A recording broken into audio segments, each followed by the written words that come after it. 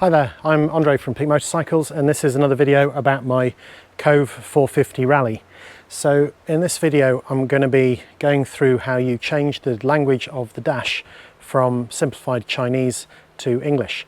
So if you bought your bike in a crate, chances are when it arrives the dash will be set to Chinese. So the numbers and everything on the right hand side are all readable, well, to me at least, numbers, so the rev counter and things like that, but all the menus and things on the left are set to Chinese at the moment, and unfortunately I don't speak Chinese, I don't read it. So what I'm going to show you in this video is what I did to turn it over to English. I've brought the bike into the garage because I think it's a bit bright outside to show you the dash screen and the phone at the same time. So just so you know, so this is on the left hand side, there's this up down button and there's a set button and there's a back button on the top there.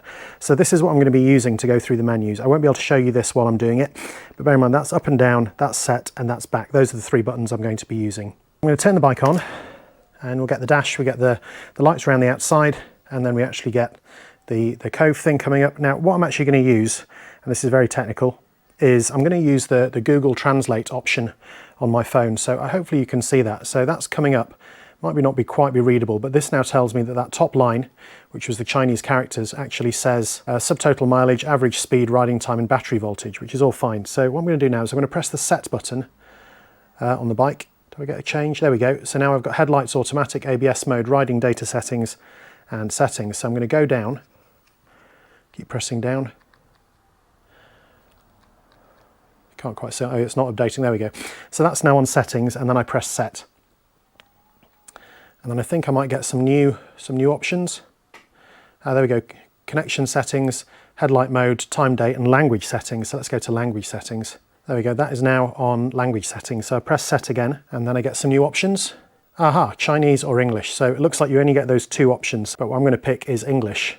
And now, like magic, if you can see that on there, let me move the camera a little bit closer. Hopefully you can see that on there now, that in here now I've picked English. So now when I press set and then back, I now get everything written in English. Connection, screen display, headlight mode, time, date and language.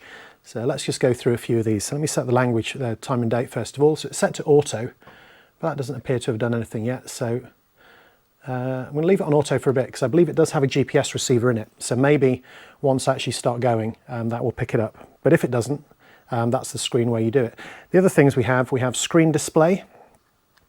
And here I have mode, UI mode and brightness. Okay, brightness is set to auto, so I guess that dims it at night. UI mode, I have freed and passion. Let's see what passion looks like. Oh, okay, so passion kind of makes it look all a bit red and orange instead of green.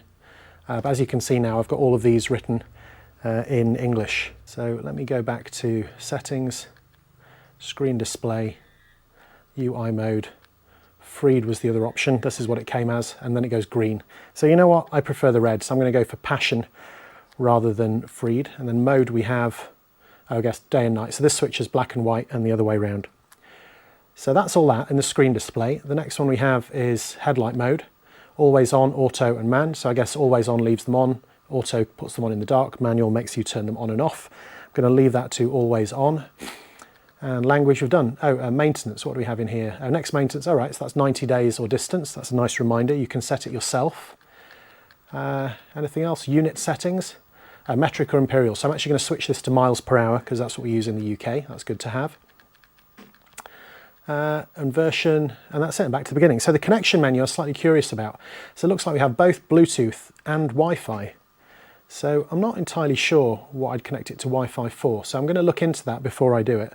But Bluetooth, okay, you just scan it with your phone. I guess there's a Think a Ride app, so I must put that on my phone and see what that does. That will probably be a separate video. And Wi-Fi connection looks like it's the same thing for Think a Ride. So what I'm going to do is I'm going to install this app on my phone, and then I'll probably do that in a separate video when I've had a chance to have a play with it, so I can show you what that is all about. Right then, I think that is enough of me playing about, and I think I'm going to go for a ride. So there you go, that is it. That is my video showing you how to change the language of the dashboard on the Kove 450 Rally. In my case, I switched it from Simplified Chinese to English. I hope that's been interesting and useful. If it has, please check out my other content, including my other videos about the Kove 450 Rally. Thank you for watching.